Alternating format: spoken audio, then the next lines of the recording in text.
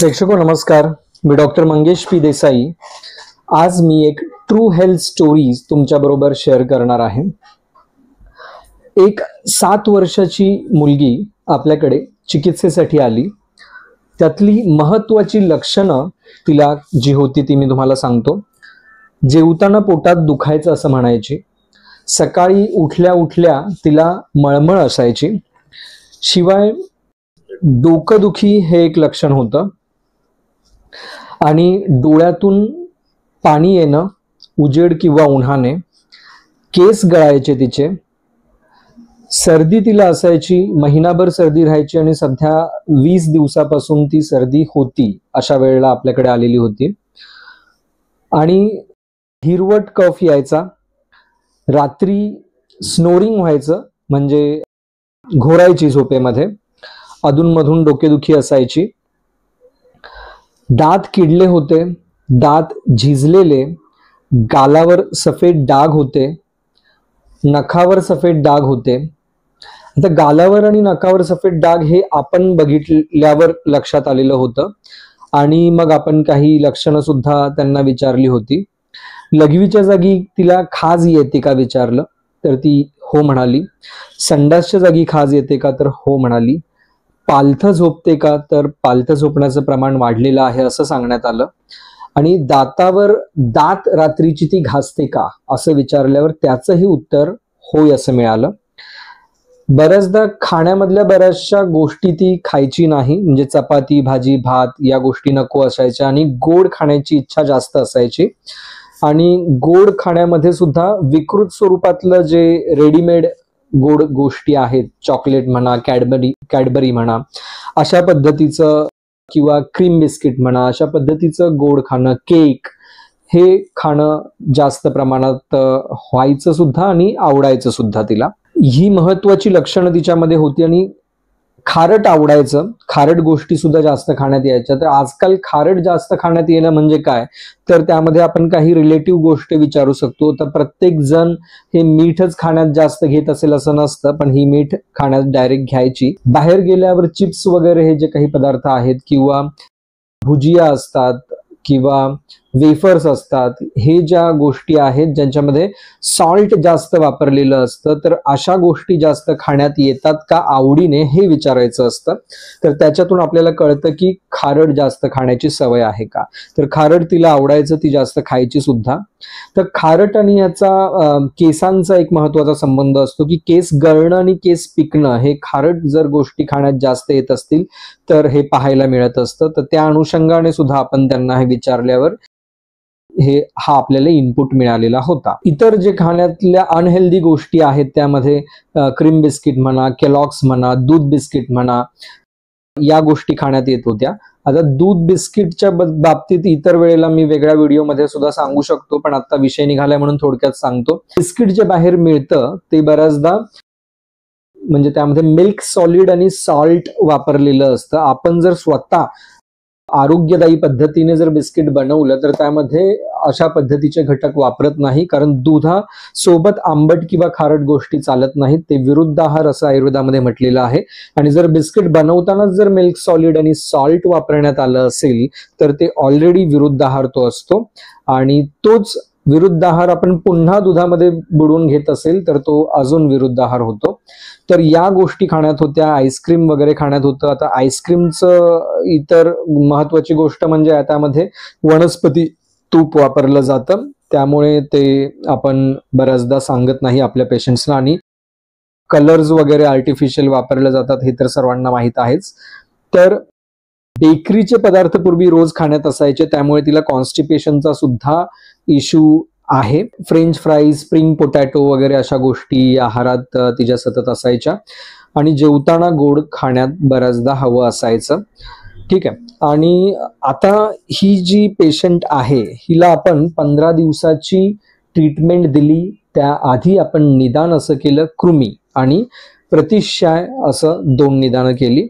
आणि बऱ्याचदा असं निदर्शनास येतं की लहान मुलांमध्ये प्रायः प्रतिशाय कास किंवा म्हणजे सर्दी, खोकला किंवा दम ह्या गोष्टी ज्या आहेत रेस्पिरेटरी डिसऑर्डर्स मधल्या, यामध्ये जर गुण येत नसेल आणि त्यांच्यामध्ये कृमींचा इतिहास असेल किंवा कृमी म्हणजे जंतची काही लक्षणं असतील तर कृमी आपल्याला पहिल्यांदा ठीक करायला लागतात, म्हणजे कृमी कमी करायला लागतात. कृमींचं उच्चाटन व्यवस्थित झालं त्याच्यानंतर बऱ्याचदा हे आजार मुळापासून जाताना दिसतात, नाहीतर ते बऱ्याचदा घर करून राहतात. ठीक आहे, तर कृमी आणि प्रतिशय हे निदान केलं. 15 दिवसाची औषध या मुलीमध्ये आपण दिली आणि 15 दिवसाची औषध दिल्यानंतर साधारण 2 महिने काहीच फॉलोअप नव्हता. रिसेप्शनिस्टला सांगितलं कॉल करायला, तर त्या शिवाय व्हॉट्सअपला आपण पेशंटच्या वडिलांशी बोललो तर त्यांचा काही रिप्लाय नाही आला. नंतर 2 महिने 12 दिवसांनी तब्बल त्यांनी आपल्याला अप्रोच केलं आणि विचारलं की मी पर्यायी शब्द वापरतोय आता, म्हणजे नावं वगैरे, तर स्टॅन्झा असं नामकरण हिचं आपण केलंय स्टोरी स्वरूपामध्ये. तर स्टॅन्झाच्या वडिलांचा रिप्लाय आला की बोलायचं आहे, अपॉइंटमेंट हवे. तर अपॉइंटमेंट मागितल्यावर आपण त्यांना म्हटलं की 2 महिने 12 दिवस झालेत 15 दिवसाची औषधं दिलेली, तर औषधं संपायला पाहिजे होती एव्हाना. तर ते बोलले की बिझी होतो.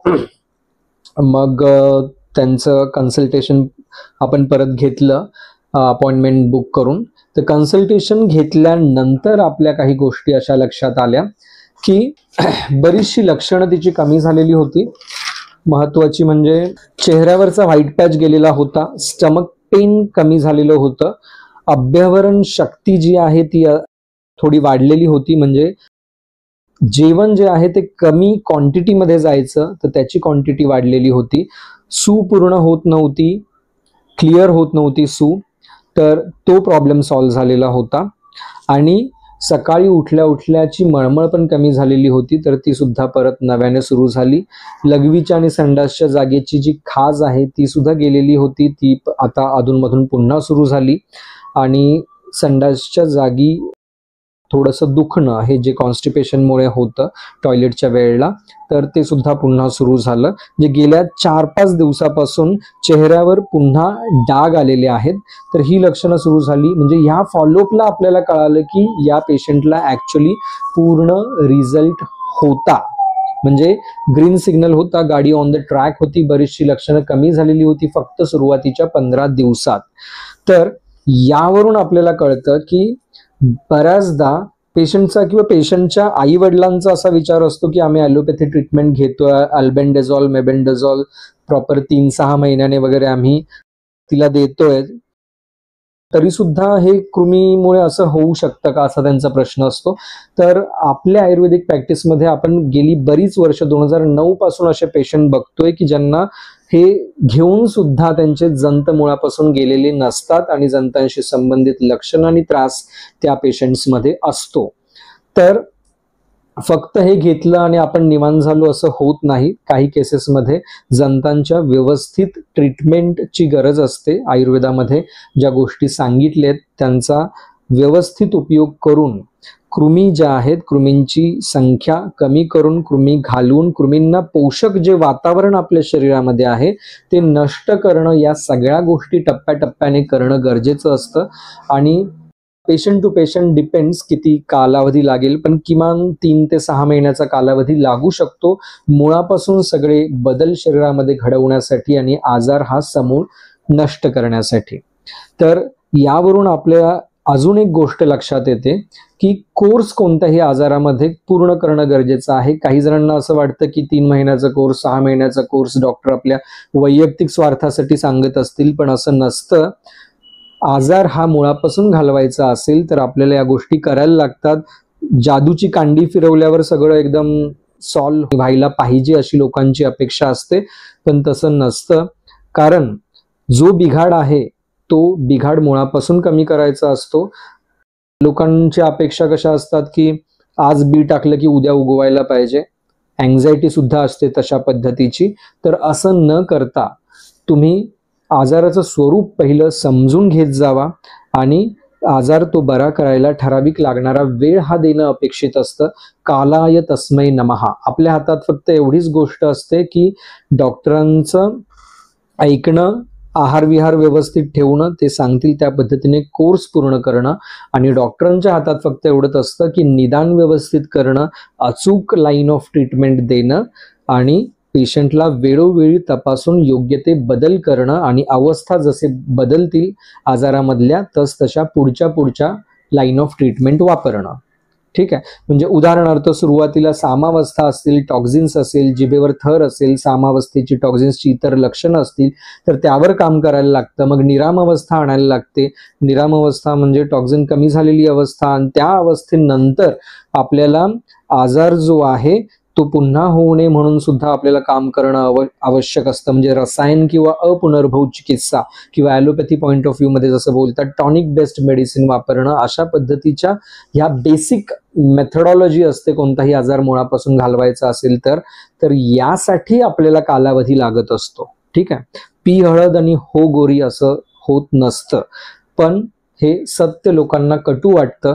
आयुर्वेद हा स्लो आहे असं म्हणण्याची मुळीच गरज नाही. आयुर्वेद हा त्याच्या फुल पोटेन्शियलने योग्य त्या व्यक्तीकडून त्याचा वापर झाला तर आयुर्वेदामध्ये खूप फास्ट रिझल्ट आहे, हे आपण वेळोवेळी सिद्ध केलेलं आहे. म्हणूनच आपण बरेचसे ब्लॉग्स लिहिलेले आहेत. कोण म्हणतं आयुर्वेदात उशिरा गुण येतो किंवा ट्रू हेल्थ स्टोरीजच्या व्हिडिओचा आज हा पहिला भाग होता ज्याच्यामध्ये आपण स्टॅन्झाची केस डिस्कस केली. कृमी आणि प्रतिष्ठाय निदान होतं. यासारख्याच इतर इंटरेस्टिंग केसेस घेऊन मी तुम्हाला भेटायला येईन. तोपर्यंत रजा घेतो. धन्यवाद.